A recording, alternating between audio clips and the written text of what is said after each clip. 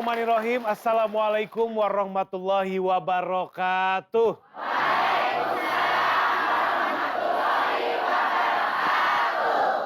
Ibu-ibu gimana, sehat semuanya? Alhamdulillah. Orang sehat itu bisa terlihat dari senyumannya, saya mau lihat senyumnya. Waduh, silau. Berarti ada yang belum gosok gigi. Mudah-mudahan sehat selalu Bu ya. Selalu diberikan berkah dan rahmat oleh Allah Subhanahu wa taala. Bertemu lagi bersama saya Bobby Maulana dan juga Pak Ustadz Danu. Inilah dia Siraman Kolbu, Sejukkan Hati. Nah, sekarang saya mau absen dulu nih ibu-ibu jamaah yang udah hadir di studio. Sayang kalau nggak diabsen ya. Tolong tunjukkan senyuman manisnya untuk suami di rumah, untuk teman, untuk saudara, untuk semua pemirsa di rumah pokoknya. Yang pertama Majelis Talim Nurul Huda Kota Tasikmalaya. Assalamualaikum warahmatullahi wabarakatuh. Waalaikumsalam warahmatullahi wabarakatuh. Selanjutnya Majelis Taklim Al-Barkah Karawang. Assalamualaikum warahmatullahi wabarakatuh. Waalaikumsalam warahmatullahi wabarakatuh. Berikutnya Majelis Taklim Al-Muttaqin Parung Kuda Sukabumi. Assalamualaikum warahmatullahi wabarakatuh. Waalaikumsalam warahmatullahi wabarakatuh. Lanjut lagi Majelis Taklim Hidayatun Nizam Cikadu Bogor.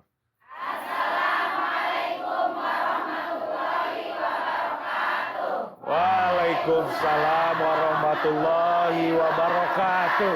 Ibu-ibu semua selamat datang di Siraman Kolbu. Saya ucapkan terima kasih sudah membawa oleh-oleh dengan niat kesiraman kolbu ini lillahi ta'ala. Mudah-mudahan bisa menambah ilmu dan meningkatkan keimanan juga ketakwaan kita semua kepada Allah Subhanahu wa taala. Mbak Kunti ngamuk mecahin gelas. Karena nggak kebagian sop iga. Hai suami, janganlah malas. Karena engkau pemimpin keluarga.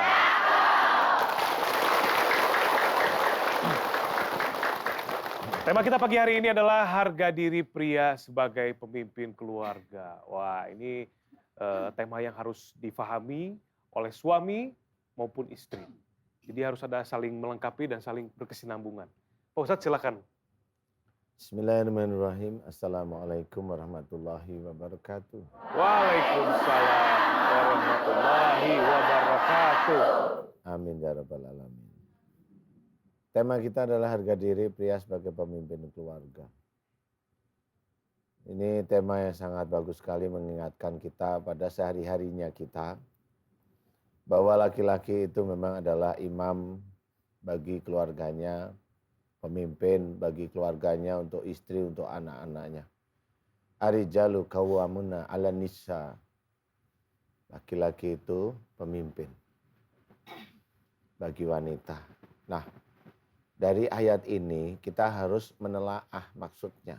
Tidak hanya cuma sekedar tahu, ya laki-laki pemimpin, ya tahu. Tetapi nggak ngerti maksudnya.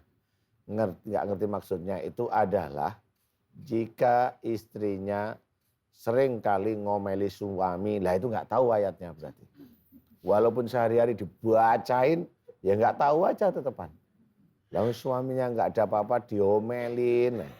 Katanya laki-laki suamimu pemimpin, lah kok kamu omelin mulu, ini gimana? Jadi ngedrop Ustadz ya? Iya, akhirnya laki-laki si suaminya jiper. Tahu jiper Bu? Ketakutan. Itu berjalan nanti 20-25 tahun stroke. Aduh. Jadi sebenarnya biasanya kalau suami ibu-ibu itu stroke rata-rata biasanya ya satu, istrinya galak, suaminya sebenarnya gampang kesinggung, galak, tapi diem, stroke. Biasanya begitu. Jadi makanya harus dibina. Keluarga yang baik itu harus saling menghormati. Penyakit itu muncul itu ya dari persoalan rumah tangga awalnya. Kalau enggak dengan suami, kalau enggak dengan istri, dengan mertua atau orang tuanya. Ya. Itu persoalan di situ-situ aja yang saya amati bertahun-tahun.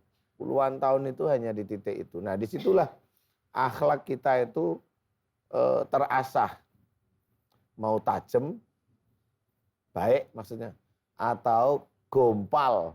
Tahu gompal? Tumpul, gompal atau buruk.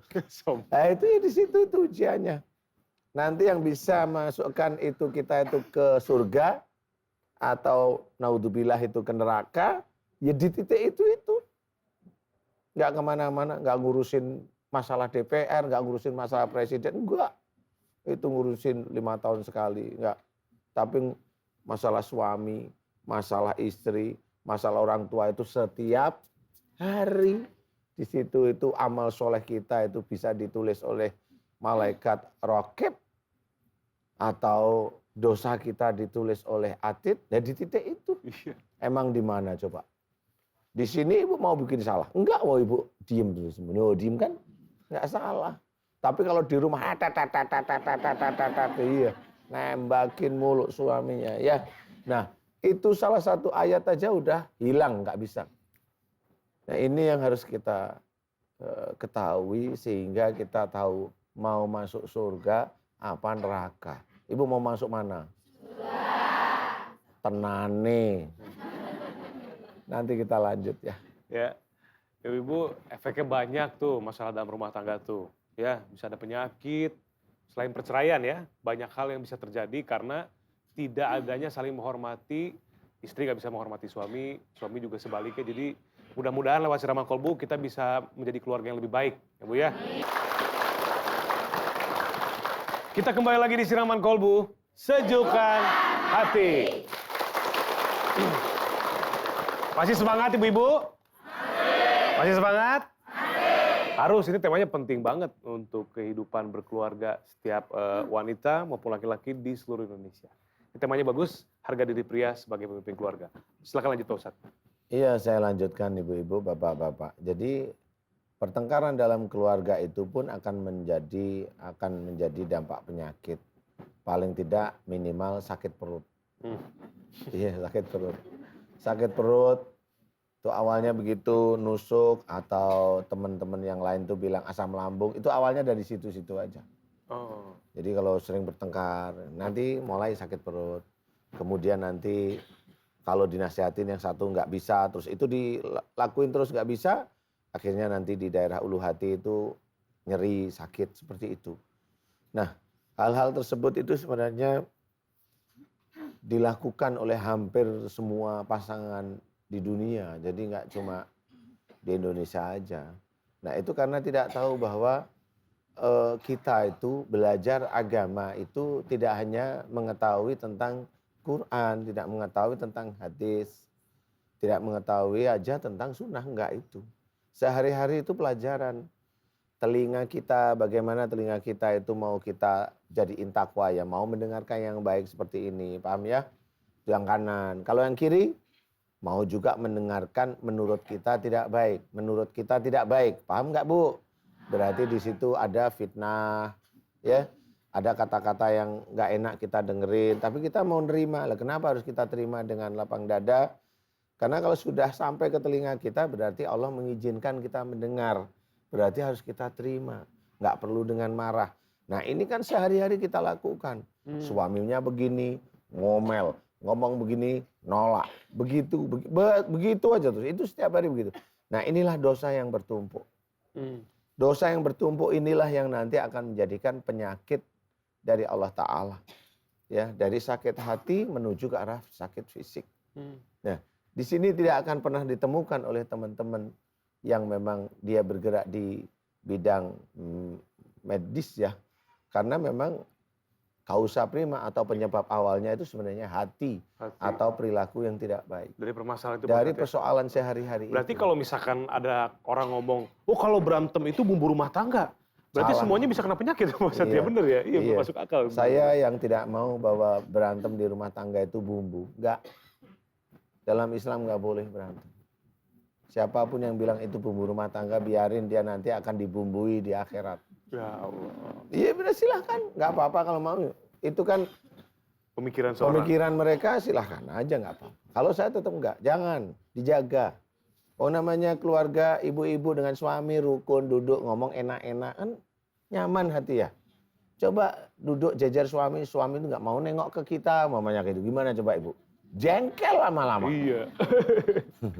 Lah itu baru nggak nengok. Tapi nggak usah takut bu, walaupun suami nggak nengok sama ibu. Satu, biarin dompetnya suami yang nengok sama. Nah, uang sial itu.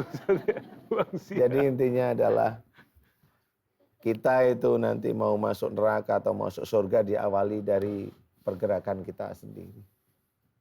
Awalnya ujiannya di rumah tangga, baru keluar. Tidak bisa kita main-main. Karena neraka akan menghadap. Ya, apalagi udah ditulis dalam Quran. Wala nudziqannahum minal adabil adna dunal adabil akbar.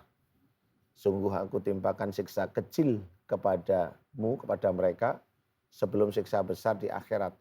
Siksa kecil di dunia berarti di dunia itu sakit. Itu di dunia. Kalau Allah bilang sebelum siksa besar di akhirat berarti masuk Neraka. Masuk Neraka. Silahkan pilih sendiri, ini Allah yang cerita. Bukan saya hanya menceritakan aja. Pilih mau sakit atau mau dosanya diampuni, terserah. Takut nggak? Takut. Saya aja yang ngomong takut. Mudah-mudahan manfaat bagi kita ya. Amin, Allahumma amin. Allahu a'lam.